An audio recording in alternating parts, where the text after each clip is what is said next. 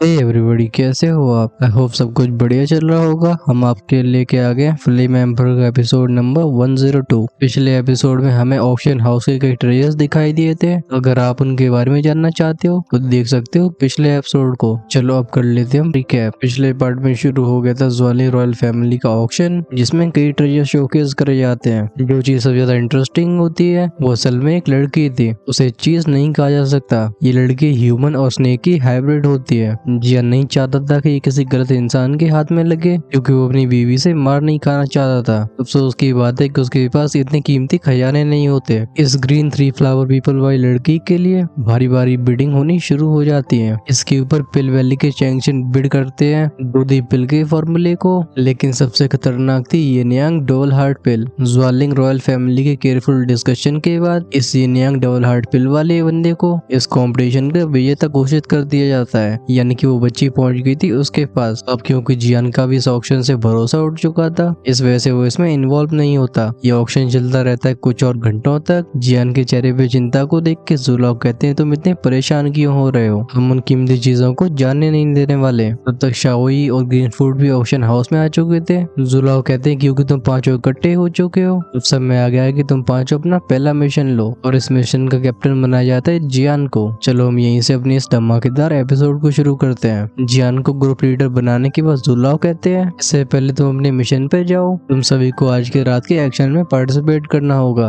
वो कहते हैं इस ऑपरेशन में तुम्हारे दो फायदे होंगे। पहला, ये तुम्हारी टीम वर्क को टेस्ट करेगा, और हमारा दूसरा गोल होगा उन आइटम्स को हासिल करने का जिन्हें हम ऑक्शन में जीत नहीं पाए। स्पेशली हमें उस फायर किलिंग पिल और उस थ्री फ्लावर आई लड़की पे ध्यान रखना होगा। उन दोनों को हम गलत हाथों में नहीं लगने दे सकते। जुलाओ कहते हैं जैसे हम एक बार इस ज्वालिंग सिटी से बाहर जाते हैं तो मैं फॉरेस्ट एरिया की तरफ जाना होगा, क्योंकि मेरी उपस्थिति किसी और जगह पे जरूरी है, तो मैं वहाँ पे जाऊंगा रिगार्डलेस तुम कैसे रिजल्ट्स को अचीव करते हो। इसके बाद तुम्हें सीधा जाना है डेजर्ट एरिया की तरफ। जैसे तुम अपने मिशन को कंप्लीट करते हो सीधा बर्निंग सेंस पवेलियन वापस लौट आना। मैं अंत में तुम पांचों से ये कहना चाहूंगा कि कोई भी ट्रेजर तुम में से किसी की जान के बराबर नहीं है, इस वजह से पहले अपनी लाइफ की चिंता करना। ये कहते कहते जुलाओ अपनी एक उंगली को घुमाते हैं। उनके सामने एक स्पेस पोर्टल अपीयर होता है, जिसमें से हाथ डाल के उन्होंने कुछ कपड़ों को बाहर खींच लिया था। एक काले रंग की रोब्स होती हैं। बिना हेजिटेशन के एक रोब को उठा के वो अपने आप को उससे पूरी तरह से ढक लेते हैं। जियान और बाकी के लोग भी सीरियसली नोट करके जुलाओ के इंस्ट्रक्शंस को फॉलो करते हैं। इस मोमेंट में जियान के ग्रुप की भी पावरफुल स्ट्रेंथ होती है। जियान होता है 4 स्टार दूधी के पीक पे, वहीं पे म्यूफंग 5 स्टार दूधी के अर्ली स्टेज पे पहुंच चुका था। म्यूइंग थी 5 स्टार दूधी मिड स्टेज पे, और ग्रीन फ्रूट अर्ली 5 स्टार दूधी पे। सबसे टेरिफाइंग होती है शाओई की स्ट्रेंथ। वो पहुंच चुका था 7 स्टार दूधी के पीक पे। शाओई के ऐसे कल्टीवेशन लेवल को देख के कोई भी सरप्राइज नहीं होता।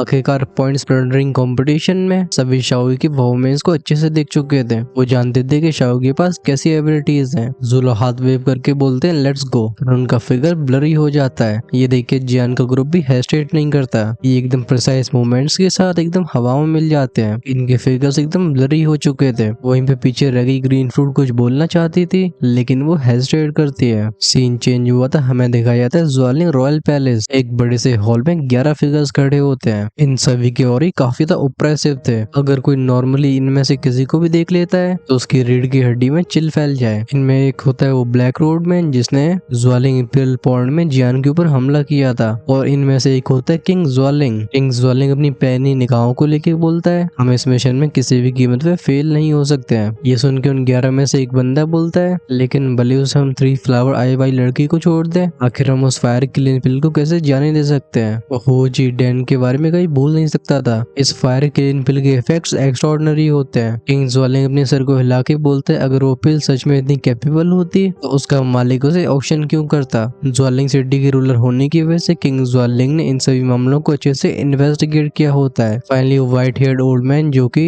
इस ग्रुप के हेड सीट पे बैठा हुआ था, वो कहता है अगर ऐसी बात है तो चलो एक्शन लिया जाए। मुझे भी डेजर्ट ऑफ डेथ के स्नेक पीपल का सामना करे हुए काफी लंबा समय हो चुका है, लगता है वो सभी मुझे भूल चुके होंगे। किंग ज्वालिंग कहता है ठीक है मूव आउट। उसका हाथ इशारा करते हैं टेलीपोर्टेशन फॉर्मेशन की तरफ, जो कि इस हॉल के जस्ट बाहर होती है। अगर इस ग्रुप ड्रैगन लेवल लीजन का लीडर यहाँ पे मौजूद नहीं होता तो इस मिशन को कंप्लीट करने में काफी परेशानी होने वाली थी। लेकिन इस समय किंग ज्वालिंग एकदम कॉन्फिडेंट होता है। उसके कमांड पे वो 11 फिगर सीधा टेलीपोर्टेशन फॉर्मेशन में चले जाते हैं। एक इंटेंस लाइट फ्लैश हुई थी, ये सभी गायब होकर फिर होते हैं ज्वालिंग सिटी के बाहर। किंग ज्वालिंग एक कोल्ड आवाज में कहते हैं हमारा टारगेट है लोनली डिजर्ट ऑफ डेथ की गहराइयों में छिपा हुआ वो टेम्पल। ऑफ कोर्स यहाँ पे उसी टेम्पल की बात हो रही थी जिसमें काइलिन गई हुई है। सीन फिर से चेंज हुआ था, हमें एक खुला इलाका दिखाया जाता है, चारों तरफ पेड़ ही पेड़ दिखाई दे रहे थे। ये समय होता है रात का। एक बड़ी सी पेड़ की टहनी पे दो फिगर छिप के खड़े होते हैं। उनमें से एक हल्की आवाज में कहते हैं मास्टर, क्या पॉइजन सैक के लोग सच में इस रास्ते से गुजरने वाले हैं? दूसरा फिगर कहता है उनके पास और कोई विकल्प नहीं है। इसकी आवाज बहुत ही अजीब होती है, ऐसा लगता है जैसे मेटल चेन्स एक दूसरे में घिसट रही हो। वहीं पे इसकी बॉडी में से ऐसी विगलिंग सेंसेशन आ रही थी जैसे इसके अंदर से कोई जानवर बाहर आने की कोशिश कर रहा हो। ये और कोई नहीं बल्कि वही पॉइजन एल्डर होता है जो कि 10,000 पॉइजन सैक का एक साथ दूधी एक्सपर्ट है। वो पॉइजन मॉन्स्टर कहता है पॉइजन सैक के इन दोनों डिसाइपल्स ने कुछ इम्पोर्टेंट हासिल किया है और इस वाले रॉयल फैमिली से जल्दी दूर जाना चाहते होंगे। मुझे खबर मिली है कि दोनों पहले से ही पॉइजन सैक से हेल्प की मांग कर चुके हैं। अगर पॉइजन सैक का वो ओल्ड मॉन्स्टर सच में अपीयर होता है, इतना कहने के बाद ये बुड्ढा भी शांत हो गया था। वहीं पे जब बात होती है पॉइजन सैक के उस ओल्ड मॉन्स्टर की, तो वो दूसरा फिगर दांती मीस के बोलते हैं डैम इट, मैं बिलीव नहीं कर पा रहा हूँ कि पॉइजन सैक ने उस फायर किलिंग पिल को हासिल करने के लिए इतनी हैवी कीमत चुकाई। इस बंदे का नाम होता है पॉइजन फैंग। वैसे वही यंग मास्टर ड्यू था, बट पॉइजन फैंग बोलने में काफी आसानी होगी। ये 10,000 पॉइजन सैक के लीडर का गॉड सन होता है। इस पॉइजन फैंग के पीछे होती वो लड़की जिसे इसने ऑक्शन में खरीदा होता है। अभी वो लड़की अनकॉन्शियस स्टेट में थी। इस 3 फ्लावर फर्नेस पीपल वाली लड़की की पोटेंशियल को कोई भी अंडर एस्टिमेट नहीं कर सकता था। ये पॉइजन फैंग इस लड़की को अपने सेक्ट में ले जाके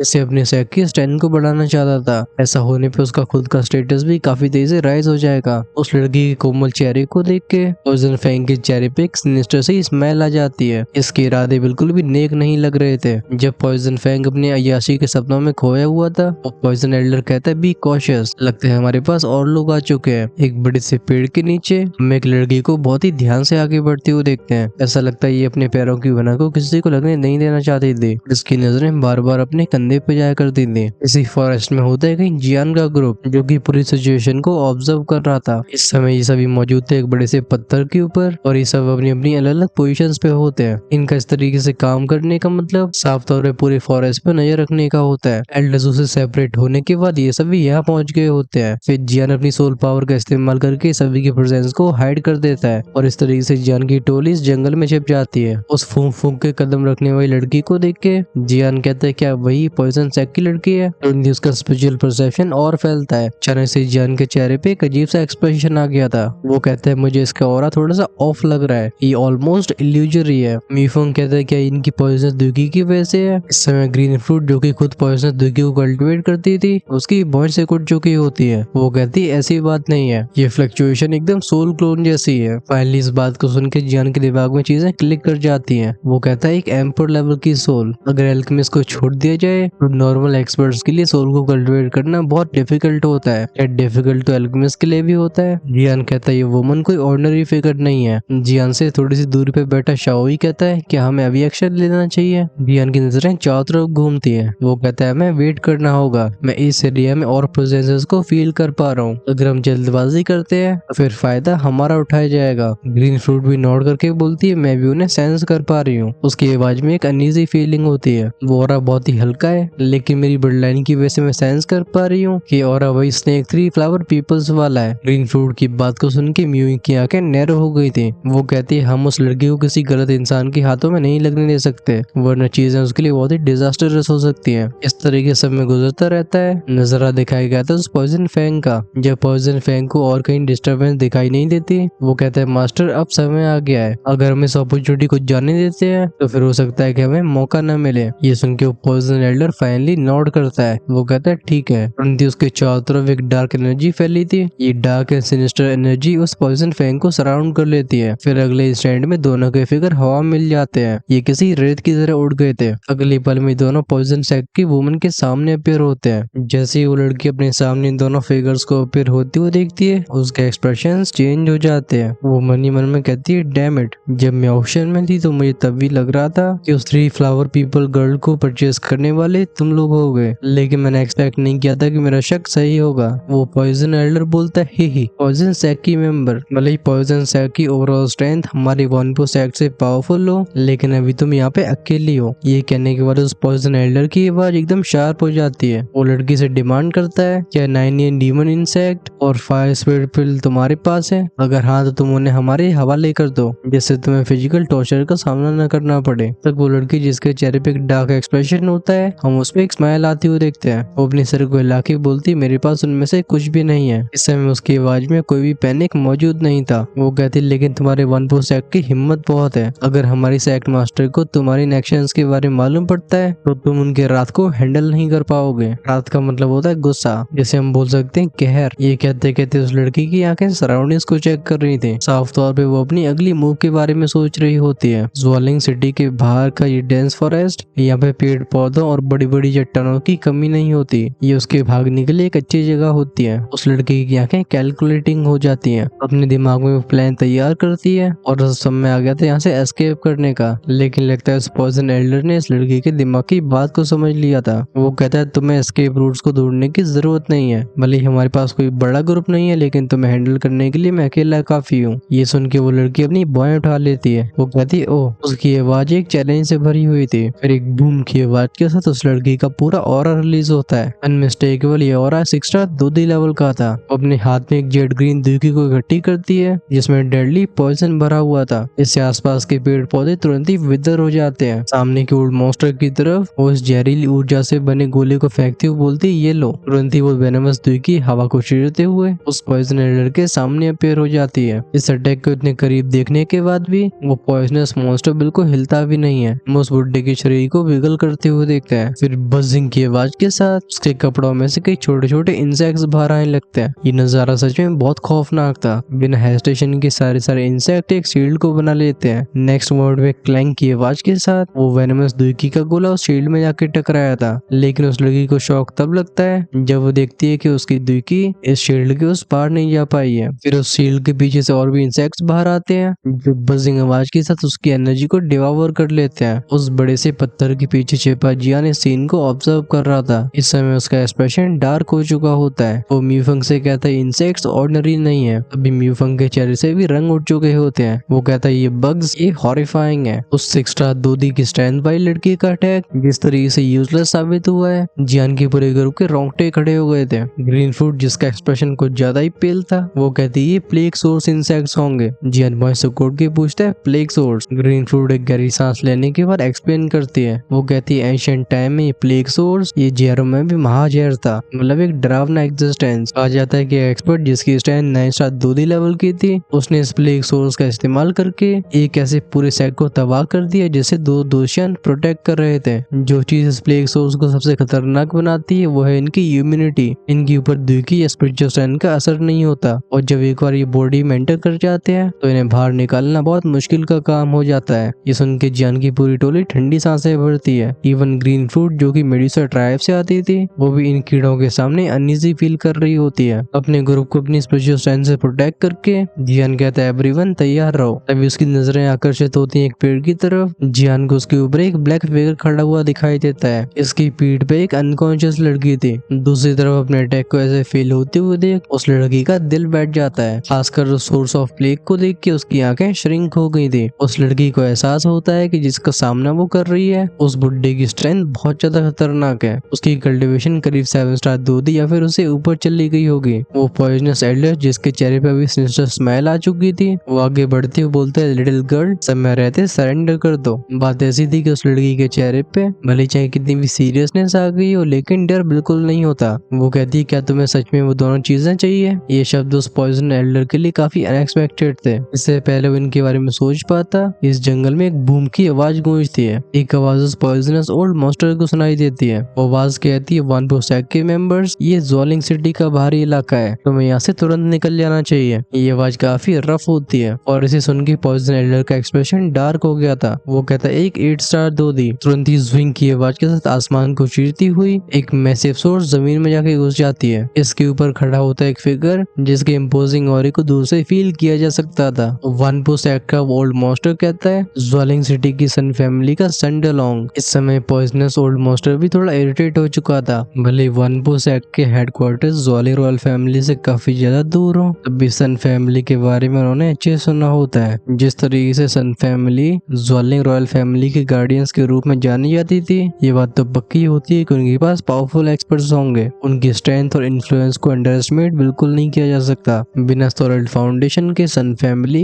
इतने लंबे समय से ज्वालिंग सिटी के अंदर अपनी पोजीशन को होल्ड नहीं कर रही होती। रूमर्स के हिसाब से सन फैमिली में टॉप पावर हाउस बचे नहीं है। इस समय सन फैमिली का सबसे पावरफुल एक्सपर्ट से एक 8 स्टार दूधी एक्सपर्ट है जो कि उनका हेड है, लेकिन काफी कम लोगों को पता होता है कि सन फैमिली में मिस्टीरियस पावर हाउस भी मौजूद है। वो बस अपने आप को शो करना पसंद नहीं करते हैं। उस सन फैमिली के एक्सपर्ट की तरफ देख के वो पॉइजन एल्डर बोलता है तुम्हें हमारे मैटर्स में टांग नहीं अड़ानी चाहिए, क्योंकि इलाका ज्वालिंग सिटी की जस्ट बाहर का था। सन फैमिली के इस मामले में इन्वॉल्व होना चीजों को कॉम्प्लिकेट कर देगा। अगर सन फैमिली सच में इंटरवीन करती है तो इससे वन पो सैक के प्लान्स ही खराब नहीं होंगे, बल्कि जिस 3 कलर्ड पीपल वाली लड़की को इतनी भारी कीमत लेके उन्होंने हासिल किया है उसे वापस ले जाने में भी परेशानी हो सकती है। और ऐसा भी हो सकता है कि ओल्ड मॉन्स्टर के लिए अपनी जान बचाने के लाले पड़ जाए। इस पॉइजन ओल्ड मॉन्स्टर के शब्दों को सुन के वो सन फैमिली का एक्सपर्ट कोल्ड स्टार्ट करता है। वो कहते हैं हम भले ही ज्वालिंग सिटी का आउटर एरिया हो, लेकिन ये तब भी हमारी सन फैमिली की ज्यूरिसडिक्शन में आती है। इस वजह से तुम वन फो सैक के मेंबर्स को तुरंत यहाँ से चले जाना चाहिए। अभी आसमान से नीचे आ रहा होता है संडलोंग। ये एक भारी भरकम सा फिगर होता है जिसके कंधे पे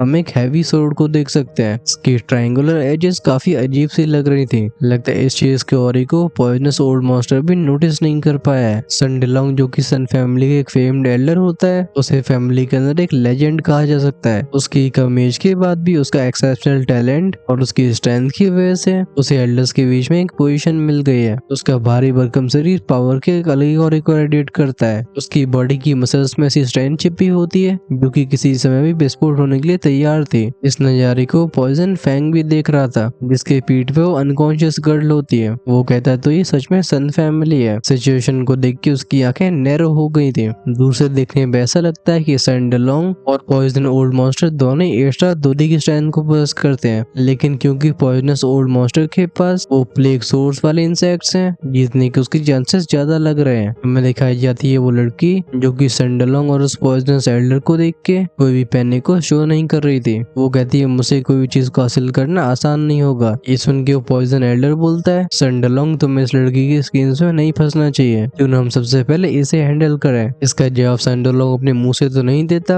बल्कि हम उसके हाथ को आगे बढ़ते हुए देखते हैं। उसके हाथ में से गोल्डन लाइट बाहर आई थी जो कि इस पॉइजन सैक की लड़की को जकड़ लेती है। अचानक से लाइट बीम में फंसने की वजह से वो लड़की तेजी से स्ट्रगल करने लगती है। उसने ऐसे अनएक्सपेक्टेड चेंज के बारे में सोचा नहीं होता। वो चिल्ला के बोलती है मुझे जाने दो। इस गोल्डन लाइट ने सिर्फ उसे ट्रैप ही नहीं किया होता, बल्कि इसने आसपास के स्पेस को भी अलग कर दिया है, जिससे उसके एस्केप के सारे प्लान्स खराब हो जाते हैं। भले ही उसकी सिचुएशन और भी बदतर होती जा रही हो, वो लड़की फिर से गहरी सांस लेके अपने आप को काम कर लेती है। उसकी नजरें टिक गई थी दोनों बुड्ढों के ऊपर। संडलोंग फाइनली नोट करके बोलता है हाँ इस लड़की के पास कुछ इम्पोर्टेंट मौजूद है। लगता है मैंने यहाँ पे आके अच्छा डिसीजन लिया है। जहाँ तक बात रही पिल वैली, टूजिया सेक्ट और बाकी के लोगों की, लगता है पॉइजन सेक्ट की दूसरी मेंबर के पीछे गए हैं। भले संडलोंग के भारी भरकम शरीर की वजह से ऐसा लगता हो कि उसका दिमाग इतना शार्प नहीं होगा, लेकिन बिल्कुल सही बात नहीं होती है। संडलोंग उन डिटेल्स को भी नोटिस कर सकता था जिसे कोई नॉर्मल व्यक्ति मिस कर देगा। जब वो लड़की संडलोंग की गिरफ्त में आ जाती है, वो पॉइजनस ओल्ड मॉन्स्टर स्नॉट करता है, मतलब हम करता है। इस पॉइजनस एल्डर को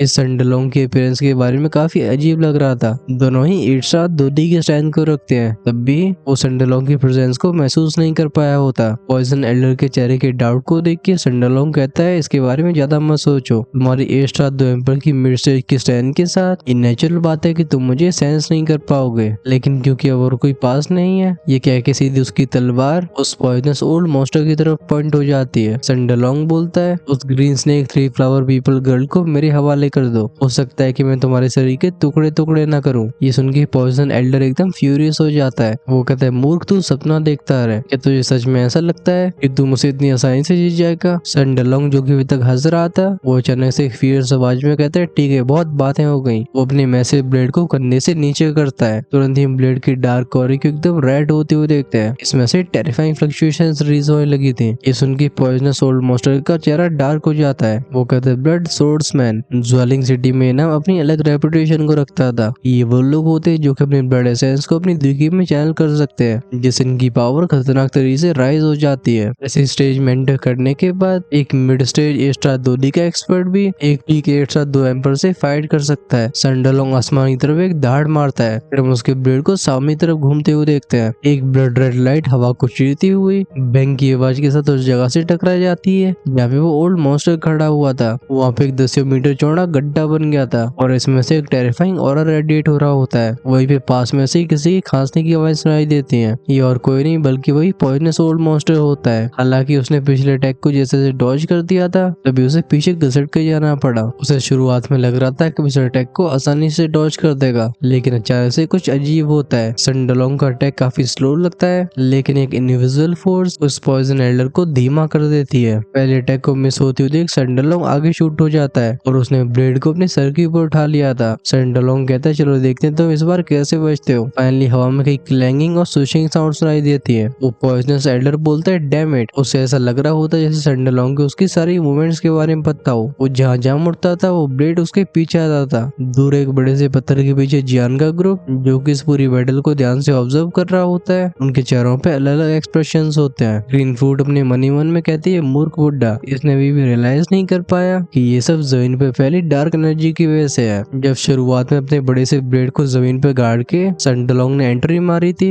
वो पॉइजनस ओल्ड मॉन्स्टर नोटिस नहीं कर पाता कि तभी एक डार्क एनर्जी जमीन में फैल चुकी होती है। ये काम सनडलोंग का था। इस एनर्जी की वजह से पॉइजनस ओल्ड मॉन्स्टर का हर एक कदम सनडलोंग के द्वारा एंटिसिपेट किया जा रहा होता है। म्यूफंग जो कि इस इंटेंस बैटल को देख रहा था वो कहता है ये फाइट दो इट्सा दो दी एक्सपर्ट्स के बीच में है। आई वंडर इनमें से कौन जीतने वाला है। ये सुन के शॉवी कहता है ये कहना काफी ज्यादा मुश्किल है। मुझे लगता है दोनों अपनी पूरी कोशिश नहीं कर रहे हैं। मोस्ट लाइकली दोनों अपनी स्ट्रेंथ को बचा के रखना चाहते हैं जिससे समय आने पे कोई इनके ऊपर सरप्राइज अटैक न कर सके। म्यूइन जो कि खुद इस फाइट को ऑब्जर्व कर रही थी वो एक बहुत ही हल्की आवाज में कहती है देखो लगता है वानपू सेक्ट का वो ओल्ड मॉन्स्टर इस फाइट में डिसएडवांटेज में जा चुका है। ये सुन के सभी लोग फिर से बैटलफील्ड पे फोकस करते हैं। ग्रीन फ्रूट राज खोलती है उस सनडलोंग ने वानपू सेक्ट के ओल्ड मॉन्स्टर को मूर्ख बना दिया है। क्या तुम जमीन पे उस मिस्टीरियस एनर्जी को देख पा रहे हो। वो डार्क एनर्जी उस ब्लड नाइफ से बाहर आ रही है और क्योंकि रात का समय है वो पॉइजनस ओल्ड मॉन्स्टर इसे नोटिस नहीं कर पाया है। शाओई कहता है कि इट्सा दो एम्पर कोई इजी अपोनेंट नहीं होता है। इस बैटल को देख के ऐसा लग रहा है जैसे वो ओल्ड मॉन्स्टर जानबूझ के सनडलोंग के खिलाफ अपनी सबसे पावरफुल अटैक का इस्तेमाल नहीं कर रहा है। मुझे लगता है ऐसा इस लोकेशन की वजह से है क्योंकि जगह ज्वालिंग सिटी के जस्ट बाहर होती है। वो पॉइजन ओल्ड मॉन्स्टर सन फैमिली को पूरी तरह से अफेंड नहीं करना चाहता। मुझे लगता है जल्दी उसके पास कोई विकल्प नहीं बचेगा और तब समय आएगा ऑल आउट फाइट का। मुझे दोबारा बैटलफील्ड की तरफ फोकस करने से पहले बोलती है हाँ मुझे भी कुछ ऐसा ही लग रहा है। इनमें से कोई नोटिस नहीं कर पाता कि जियान अभी यहाँ से गायब हो चुका है। सनडलोंग की ब्लड कलर सोर्स से पीछे घसीटने की वजह से पॉइजन ओल्ड मॉन्स्टर का गुस्सा और बढ़ गया था। वो कहते हैं हम ब्लड सोर्ड मैन तुम्हें इतना घमंड नहीं दिखाना चाहिए। ये सुन के सनडलोंग तेजी से हंसने लगता है। वो कहते हैं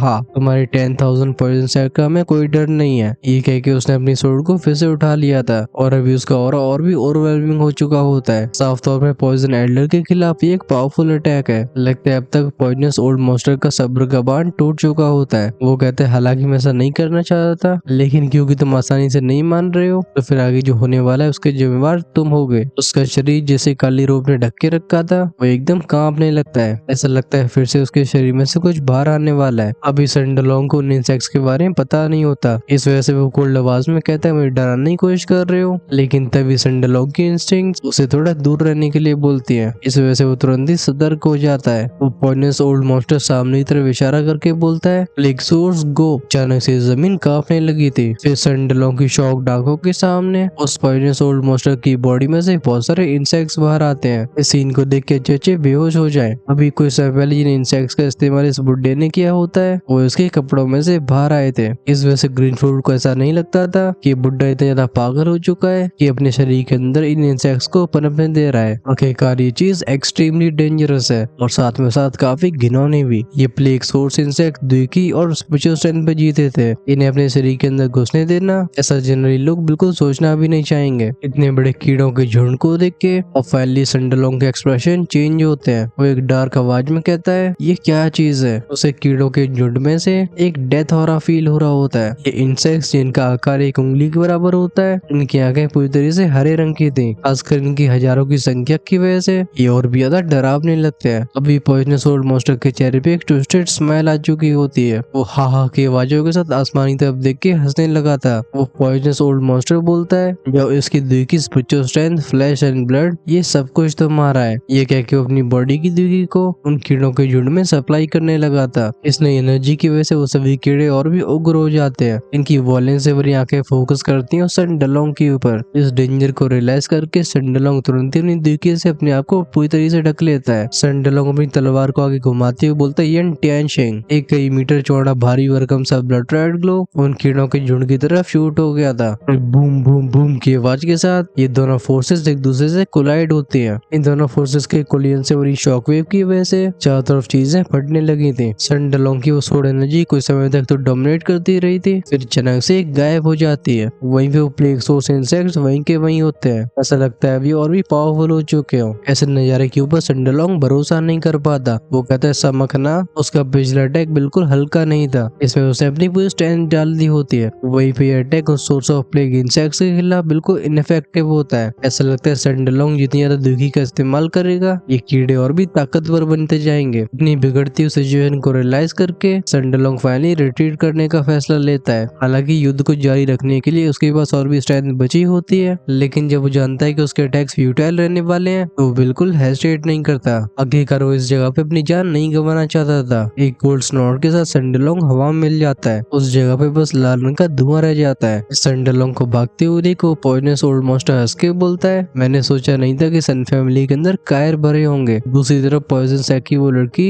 जिसे अभी भी उस गोल्डन लाइट ने बांध के रखा था वो इस सीन को देख के स्माइल करती है। वो कहती है ही पॉइजनस ओल्ड मॉन्स्टर, क्योंकि तुमने सोर्स ऑफ प्लेग को बाहर निकाल दिया है तो ये तुम्हारी दुखी और सोल को भी डिवावर कर लेंगे। लगता है इस लड़की की आवाज ने उन इंसेक्ट्स का ध्यान अपनी तरफ आकर्षित कर लिया था। बजिंग साउंड के साथ ये सभी उसकी तरफ लॉन्च हो जाते हैं। उस लड़की के लिए खुशकिस्मती की बात यह होती है कि जो बैरियर उसे सराउंड कर रहा था वो इतना पावरफुल होता है कि वो इन इंसेक्ट्स को रोक पा रहा होता है। जब वो कीड़े एहसास करते हैं कि वो इस लड़की को अपना भोजन नहीं बना पाएंगे, फाइनली इनका ध्यान जाता है पॉइजनस ओल्ड मॉन्स्टर की तरफ। फिर से बुनबुनाने की आवाज के साथ ये अपने टारगेट की तरफ आगे बढ़ गए थे। भी पॉइजनस ओल्ड मॉन्स्टर खांस रहा होता है और जब वो इतने सारे इंसेक्ट्स को अपनी तरफ आगे बढ़ते हुए देखता है उसकी रीढ़ की हड्डी में एक चिल फैल जाती है। ये देख के वो ओल्ड मॉन्स्टर जस्ट भागने की कोशिश करने वाला था, तभी वो रियलाइज करता है कि उसके अंदर ज्यादा दुखी नहीं बची हुई है और लगता है उन इंसेक्ट्स के लिए इतना समय काफी था। ये फिर से उस बुड्ढे के शरीर के अंदर घुस जाते हैं और इस बार उस बुड्ढे को अंदर से डिवावर करने लगते हैं। जियान का ग्रुप इस बुड्ढे को देखता है जिसके चेहरे के एक्सप्रेशन हर एक सेकंड में कई बार चेंज हो रहे थे और फाइनली उस चेहरे पे डर दिखाई देने लगता है। वो लड़की भी सेंस करती है कि ओल्ड मॉन्स्टर का ऑरा धीरे धीरे कमजोर होता जा रहा है। वो हंस के बोलती है मुझसे तुम अंडे चुराने आए थे, लेकिन लगता है तुम इसकी वजह से अपने चावलों को भी गवा दिया। ये बेसिकली कहावत होती है जो कि होती है losing the rice for stealing the chicken. होता कुछ ऐसा है कि मुर्गियों को पकड़ने के लिए कुछ लोग अपने खाने के चावल चारों तरफ फैला देते हैं, लेकिन मुर्गियां उन सभी चावलों को चुग जाती हैं और वो लोग एक भी मुर्गी को पकड़ नहीं पाते और यहीं से जन्म होता है इस कहावत का। खैर कहावत है तो बहुत है, आप सभी कमेंट्स में लिख के बताओ कि आपको एक्सप्लेनेशन कैसी लगी है। हम इस स्टोरी को कंटिन्यू कर रहे होंगे नेक्स्ट एपिसोड में, क्योंकि पॉइजनस ओल्ड मॉन्स्टर अब तक इन इंसेक्ट्स को अपने शरीर के अंदर पनपने दे रहा है तो इसके पास इन्हें कंट्रोल करने का कोई न कोई मेथड जरूर होगा। इस वजह से देखना काफी इंटरेस्टिंग होने वाला है कि बुड्ढा सर्वाइव कैसे करेगा।